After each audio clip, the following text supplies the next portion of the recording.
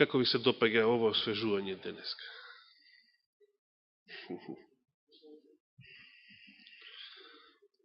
Значи, знаете како им било на израелците во пустината? Денес рекавме ќе зборуваме за пустината, за незиното значење во духовниот живот. Во ведни зборови ќе прочитаме, бидејќи тоа беше контекстот кога беше попарана оваа тема, уште кога го проучувавме, мисля беше во еден од утринските стихови, да отвориме во Евангелието според Матеј, кога го проучувавме случајот со Христовото искушение. Евангелие според Матеј, 4 глава, 1 стих.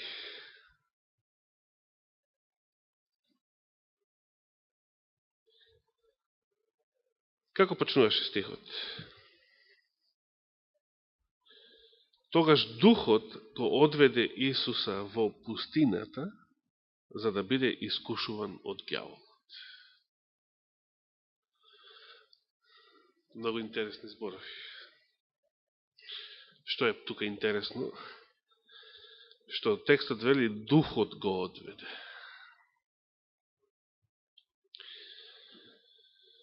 Само во овој стих, на некој начин, ни се објаснува улогата на пустината во духовниот живот.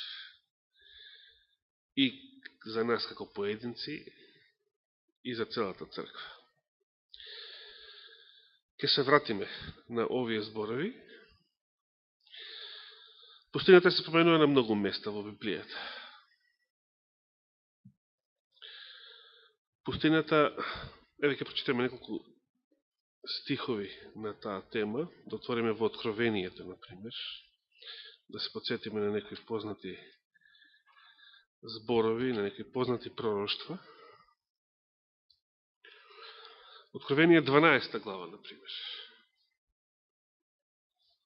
каде што се зборува за, на некој начин, однапред, пророчки за историјата во главни црти на христијанската црква, на Христовата црква, Христовата невеста. Таму во 5 стих се вели, откако жената роди машко дете, а тоа е Исус, кој ќе ги пасе сите народи со железен жезол, и детето неизино беше грабнато и однесено кај Бога и неговиот престол.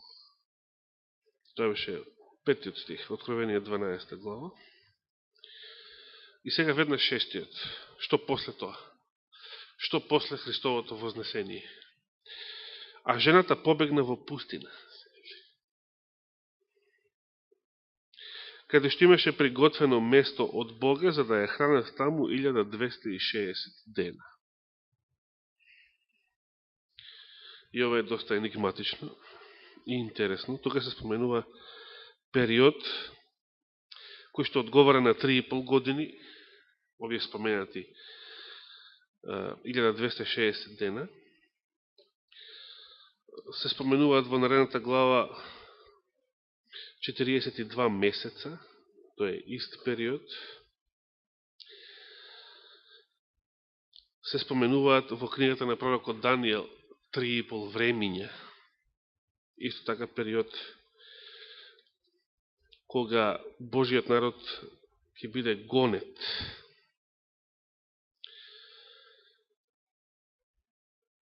Во истата 12 глава, Откровение, 14 стих, се кажува следното.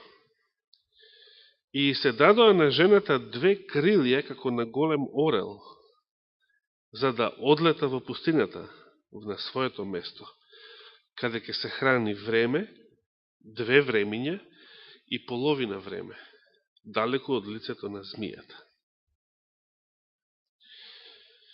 Еве повторно тие 3,5 времиња. Кога сме веќе тука, близко е значи наредната 13 глава, во врска со првиот звер се вели 5 стих, 13 глава, 5 стих, Откровение. Нему му се даде уста, што зборуваше големи зборови и богохулства, и му се даде власт така да прави 42 месеци.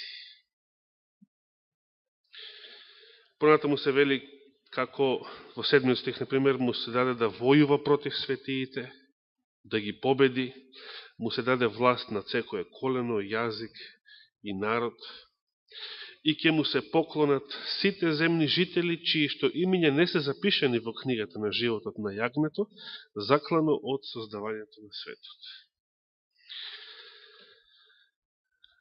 Значи, црквата во пустината треба да помине време од 3,5 години или 42 месеци, време на прогонство, или 1260 дена, како што читавме на почетокот во 6 стих од 12 глава. Можеме да го поврзаме сето тоа со познатите зборови во Данијел 7.25. Данијел 7 глава 25 стих, каде што прв пат се спомнуваат тие 3,5 времиња, и таму тие се спомнуваат како време на прогонство за Божиот народ, исто како во текстовите од Откровението. Ајде го прочитаме уште тој текст, пред да се вратиме на Христовите искушенија. Значи, Данијел, 7 глава, 25 стих. Многу познати зборови. Овде е во врска со малиот рок, значи. И против Севишниот ке зборува, малиот рок, нели? И ке ги угнетува светиите на Севишниот.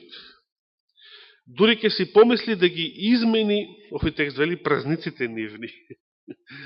Многу прецизно. И законите нивни. Па тие ќе бидат предадени во раката негова за време од 3,5 години. Еве во истото тоа време. 1260 дена, 42 месеци, 3,5 времиња, таму Откровение 12.14, што прочитавме. Жената ќе биде во пустината, далеко од змијата. Тоа е време на прогонство. Значи, се што досега можеме да разбереме, само од овие пророчки текстови, пустината представува што за Божиот народ? Време на прогонство. До сега. Не е само тоа, меѓутоа, на некој начин тоа е. Да се вратиме на историјата на Израел во времето на Мојсей. Како Израел се нашол во пустината? Како прво? Излегол од Египет. И сега што ми излегол од Египет, шо? Веднаш започнало прогонство. Веднаш фараонот и ги испратил своите војски против Израел. Морето се отворило за да помине Божиот народ, а се затворило за да загине целата таа фараонова војска. Значи, после сите овие настани, и сега како го нарекува апостол Павле сето тоа, тоа е искуство на Израел низ Црвеното море, се сеќавате, 1 Коринтијаните 10 глава, како го нарекува апостол Павле, тоа е искуство. Ајде да отвориме таму. Кога Израел поминува низ Црвеното море, крштевање го нарекува, точно. Ајде да го отвориме и тој текст. Прво послание до Коринтијаните, 10 глава, почнувајќи од првиот стих. Браќа, не сакам да не знаете дека татковците наши сите беа под облак, како ние денес. Само тој беше специјален облак, не било каков. И сите минаа преку морето, И сите во Моисеј се крстија во облакот и во морето. Значи, самото искуство на поминување низ морето, апостол Павле го нарекува крштевање, иако може би никој не се намокрил. Меѓутоа, колективно, значи, искуството на целиот народ Израел да помине низ Црвеното море, го нарекува крштевање. Понатаму вели сите и тие јадеа иста духовна храна, сите пие исто духовно пиење, зашто пие од духовната карпа, што ги придружуваше, а таа карпа беше Христос. И сега 5 стих. Но повеќето од нив не беа по волјата Божија и затоа загинаа во пустината. Значи, после тие чуда, искуства, крштевање, спасение од прогонство, од робство, повеќето од нив загина во пустината. Значи, пустината може да стане нашето гробно место, ако не сме по волјата Божија. Но факт е дека Божиот народ требал да помине низ пустината, за да дојде до ветената земја. Имате ли во вашите Библии географски карти? На крајот, обично. Колку мина од вас имате? Ова го прашам чисто за оние кои што може би послабо стојат со географија. Вие што добро стоите со географија, не ви треба географска карта, ја имате во главата. Значи, замислете го Египет, како изгледа и кај се наоѓа Египет, и како изгледа и кај се наоѓа ветената земја,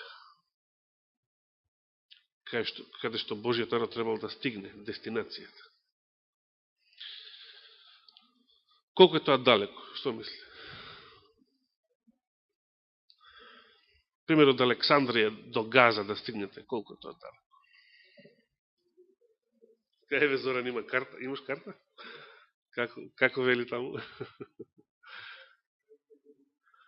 Ако видите само покрај морето, значи по брегот да се движите, тоа е многу близко, јас сега не знам точно. Не ми беше тоа битно да го најдам тој податок. Колку точно километри има. Ако беше целта, ако Израел, што е можно поскоро да влезе во ветената земја, тогаш за многу кратко време ќе може да стигне до таму, особено откако нивните гонители беа испоубиени, исподавени во Црвеното море со Божијата сила. Меѓутоа, каде се движи Израел после Црвеното море? Дали се движи така по северната страна, покрај Средоземното море, најкраткиот пат до Газа? Не. Се движи на југ по Синајскиот полуостров. Во сосема спротивен правец. Зошто така се движи? Како прво, за да се движи Израел низ пустината, било каде, или за да запре со движење, или повторно да се крене, да продолжи со движење, кој одлучувал за сето тоа? Кој го водел за сето тоа? Се сеќавате? Израел. Кој управувал со Израел во движењето низ пустината? Облакот, точно. Има еден стих за тоа, таму беше во 4 Мојсејева, или Броеви. 4 Мојсејева книга, инаку христијаните ја нарекле Броеви, тоа е заради оние статистики таму, колку души од кое племе за војска и така натаму. Меѓутоа на еврејски не се вика така. 4 книга Мојсејева на еврејски се вика Бамидбар, што значи тоа? Во пустината. И токму таму, во 4 книга Мојсејева се случуваат судбоносните настани, кои што ја определуваат судбината на израелците. Токму таму Израел паѓа на некои битни испити, заради кои влегувањето во Ханан ќе биде одложено 40 години. Токму тогаш, во 4 книга Мојсеева е запишан и настанот кој што потоа се споменува и во псалмите, и во посланието до евреите. Кога Израел го искушал Господа во Мерива, или местото наречено Маса, што значи проба, тест. Кога одново, иако тоа не им било прв пат, одново израелците роптаа против Господа затоа што беа жедни, затоа што немаше вода наоколу за да пијат, и затоа што онаа вода која што постоеше, ако воопшто, значи можеха да најдат некоја вода во близина, таа вода беше каква? Горчлива. Стои запишено.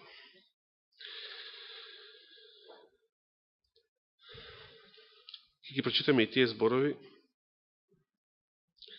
особено кога апостол Павле ги цитира во посланието до евреите, 3 глава, а зборови што Давид ги запишал таму во 104 псалм.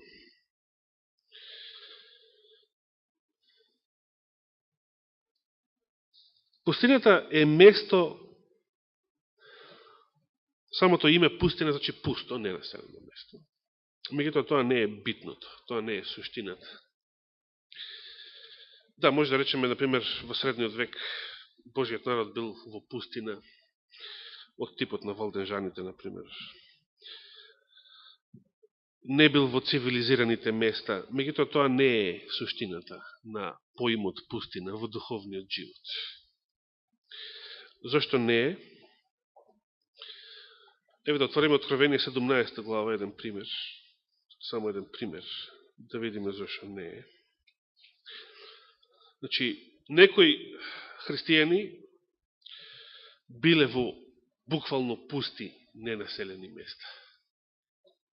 Особено во време на прогонство. Тоа е точно.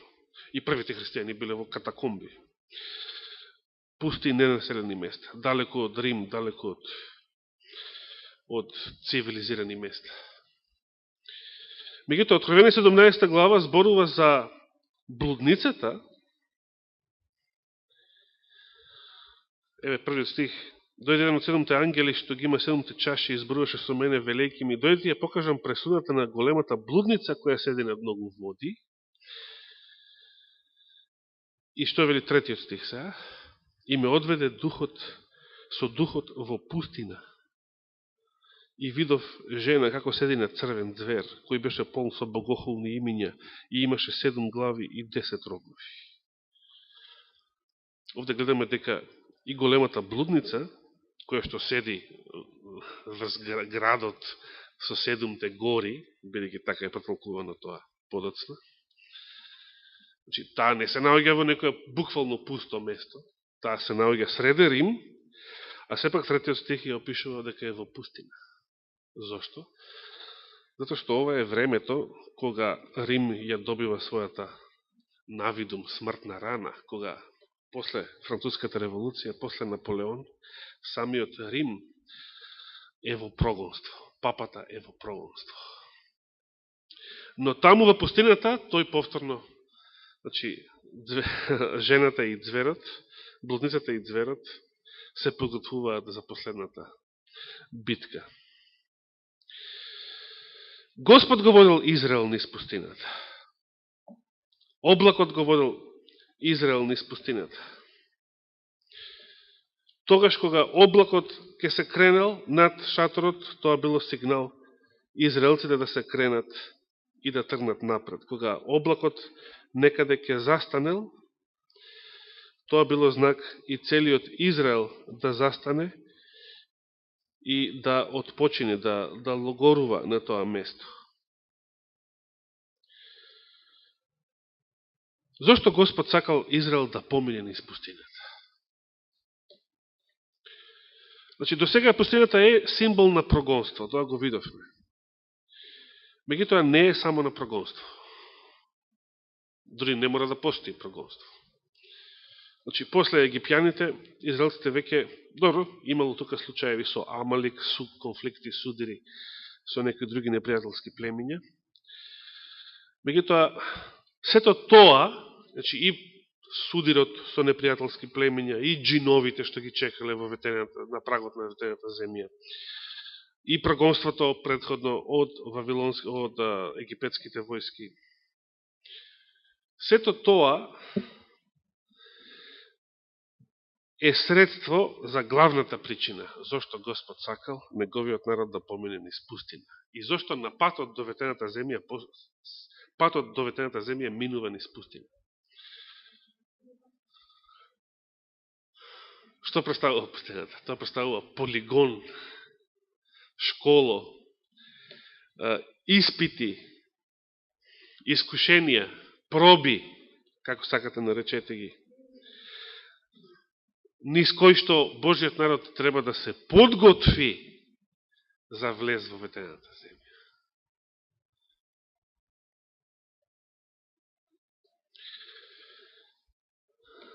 Потребна е подготовка, и сега колку и да трае, ако треба 40 години, ако треба друга генерација, ама потребна е подготовка за да се соочите со тие джинови што чекаат таму на влезот на Ханан. Значи, ако Израел почнал да ропта уште веднаш, затоа што бил жеден или затоа што снемало храна, бил подготвен по најкраткиот пат да стигне до Газа, до ветената земја и да влезе во неја. Замислите, таа прва генерација била подготвена веднаш да влезе во Ханан. Според оно што потоа го читаме за нив, се разбира не. За многу помали искушенија тие роптале и покажувале неверство. Дури направиле златно теле. Само затоа што Мојсей подолго време го немало, не се симнувало од гората. Замислите. Пустината е местото кога и каде Божиот народ треба да се прекали, да се подготви, да се извежба за влез во ветената земја. И да се вратиме сега на Христовото искушение. Мислам, нема да ги читаме конкретните искушенија, тоа не ни е темата, туку пустината како таква. Пред да се појави Христос на сцената, ако така се изразиме, на Евангелијата, за него пред тоа проповеда кој? Јован Крстителот, кој што се наоѓа каде цело време? Во пустината. И за кого Исаија уште прорекол, и тој се повикувал на тоа пророќство, дека представува гласот кој што вика каде? Во пустината. Што бил Јован Крстител? Јован Крстител за повеќето евреи бил фанатик, ненормален човек. Дори самиот Исус вели, вие велите, значи, дојде Јован кој што ниту јаден месо, ниту вино пие, можел да додаде, ниту се жени, ниту се дружи со луѓе, се повлекол монах во пустина, скакулци, див мед, рогач, како сакате, преведете го тоа. И вие велите, ѓавол има во него. Значи, еве како размислувал Божиот народ, мнозинството за Јован Крстителот. Јован Крстителот не бил некој уважен, ценет, пророк, теолог, дрмр или не знам што. Јован за мнозинството израелци бил ненормален човек, фанатик. Вие велите, Христос им вели, вие велите заради тоа, не јадел месо и не пил вино, и вие велите ѓавол во него. Значи, без. Зошто била Божја волја Јован да помине, да порасне на некој начин во пустината? Би можеле да читате посебно во Копнежот на вековите страшни изјави на духот на пророштвото. Како прво, има една изјава која што вели, ако Јован, не, вака ќе парафразирам поинаку, не ми е тука книгата, Божја волја не било Јован Крстител да помине низ рабинските школи во Израел, за да се подготви за својата мисија.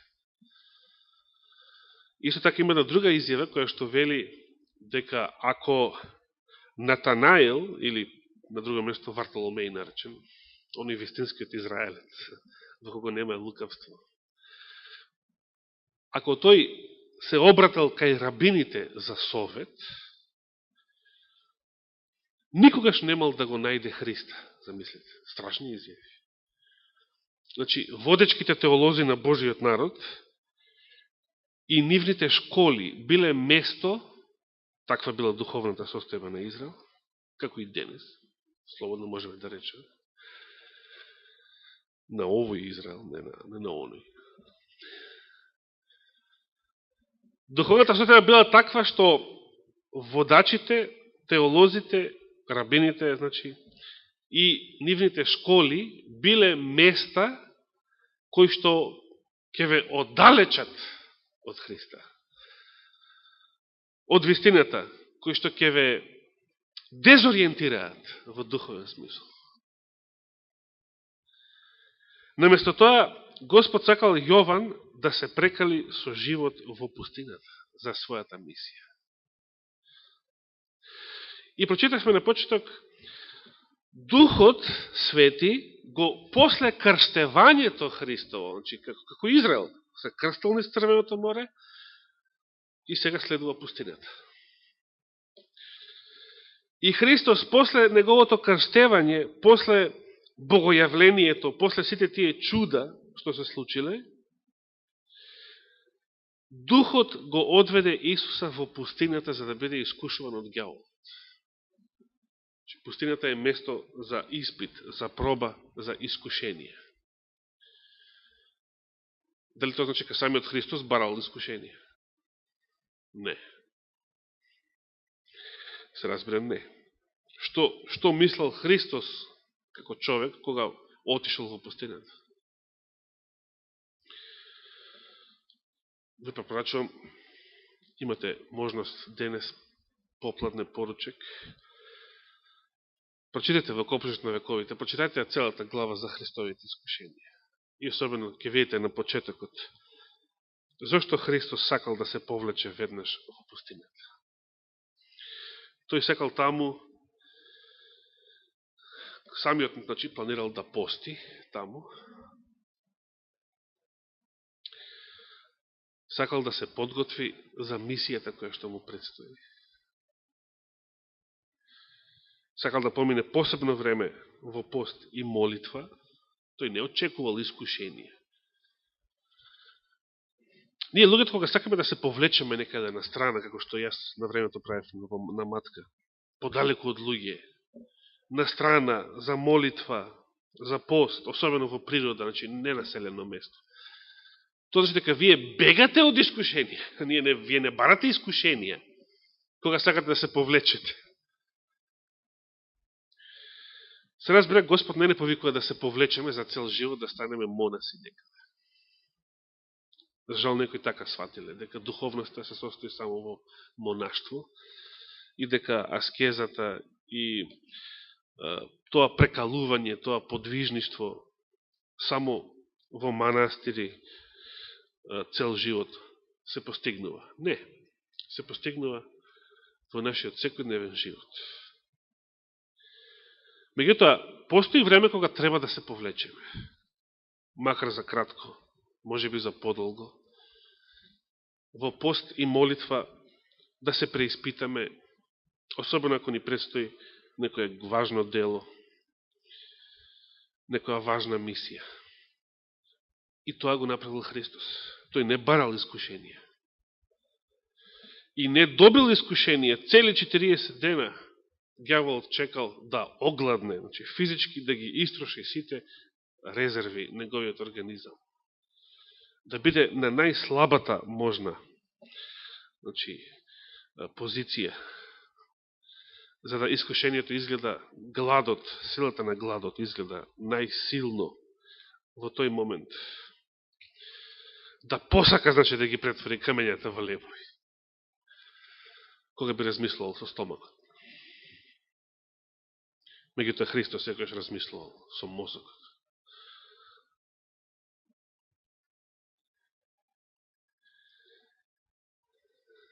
Тој сакал да се повлече на мир, во тишина, осамен, во пост и молитва, да се подготви за битка, а текстот вели, духот го одвел во пустината за да биде искушен од сатанот. Како што духот, облакот, шекината го водел Израел низ пустината каде што Бог сакал. Ни сите тие места каде што има проби, каде што има искушенија. Бидејќи тоа е потребно за нас. Бидејќи ние треба да бидеме прекалени, да бидеме испитани. Ние треба да бидеме испробани, со други зборови. Таму кај што читавме во 1 Коринтијаните 10 глава, застанавме некаде ке 5 или 6 стих, но понатаму апостол Павле рече во 6 стих, а тоа беа примери за нас, вели, значи сите тие искуства на Израел во пустината. Тие беа примери за нас, за да не бидеме и ние похотливи по злото, како што беа тие похотливи. И вели, не бидете ниту идолослужители, нели направија и теле, како некој од нив за кој е напишано, народот седна да јаде и да пие, па стана да игра. И да не блудничиме како некој од нив што блудничеа, и во еден ден загинаа 23,000. И да не го искушуваме Христос, 9 стих, како што некој од нив го искушува и загинаа од змии. Каде сето тоа? Во пустината.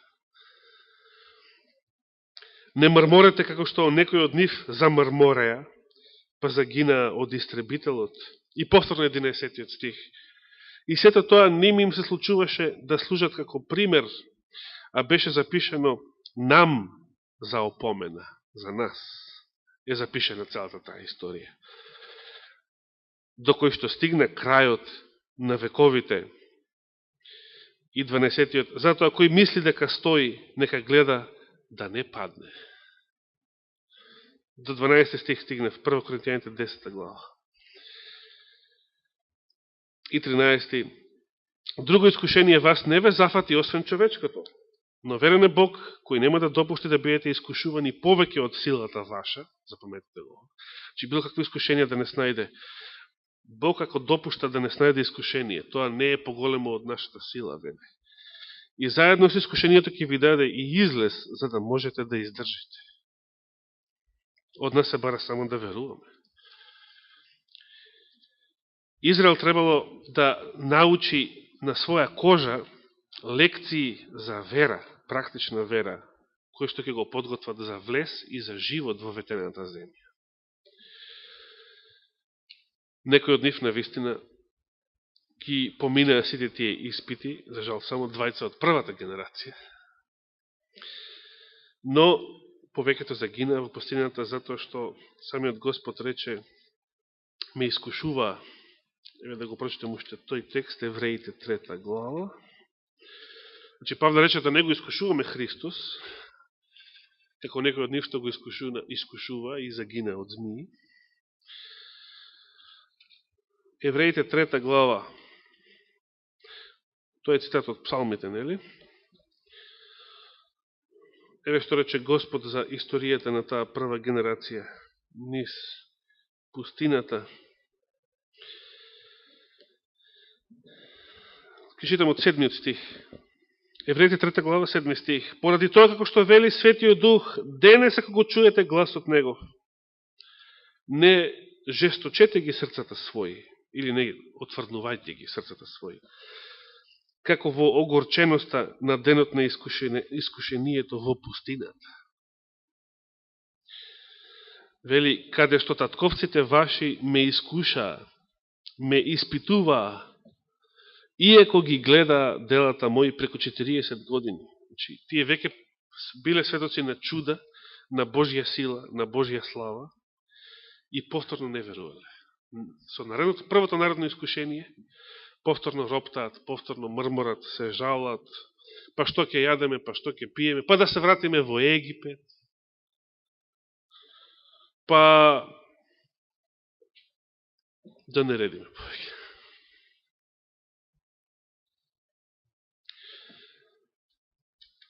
Иако ги гледаа моите дела 40 години, ме искушуваа, вели самиот Господ. Ме испитуваа. Меѓутоа, 10 стих вели, затоа се разгневив на тој род и реков, секогаш се заблудуваа во срцата свој и не ги познаа патиштата мои. Па така се заколнав во својот гнев, дека нема да влезат во мојот покој. Тоа е суштината. Господ сака да не воведе во ветрената земја, да не воведе во неговиот покој. Но на тој пат се наоѓа пустината. И тој пат минува низ пустината. Во таа пустина има прогонства. Во таа пустина, самото прогонство е искушение. Не била црквата гонета секогаш, нон-стоп. Имало периоди на прогонства. Меѓутоа и самите прогонства се искушение. И сите други искушенија, низ кои што треба да поминеме за да бидеме извежбани, подготвени, прекалени да влеземе во ветрената земја. Што се случи кога Израел се исплашил и освен тие двајца, се исплашил од джиновите и рекол не можеме да ја завземеме оваа земја. Па дори посакаат да каменуваат единствените двајца оптимисти и верници во Божијата сила. Се наоѓаа на прагот на Ханан, значи на границата на ветрената земја. И сега што се случи? Кога Господ рекол уште 40 години, што значеше тоа за Израел? Дали црквата остана 40 години таму да дреме покрај границата? Не, назад во пустината. И исто се случи со Адвентичката црква. Тогаш кога беше најблиску после Минеаполис, тука беа и неделни закони, првите неделни закони, подготвени од Американскиот конгрес. Тогаш кога беше најблиску до ветрената земја, падна на испит и од тогаш наваму имаме оддалечување на црквата од Ханан. Имаме назад пат во пустината, кај што мнозина и со докторски титули ја изгубија, особено заради нив, ја изгубија својата духовна ориентација. Што ќе биде со нас, поединечно? Се што може да речеме, Господ нека ни се смилува за веќе сторените гревови, грешки, сопки, падови и да ни даде срце кое што ќе верува на неговата сила за сите наредни искушенија, додека дојде крајот. Нека му е фала и слава. Амин.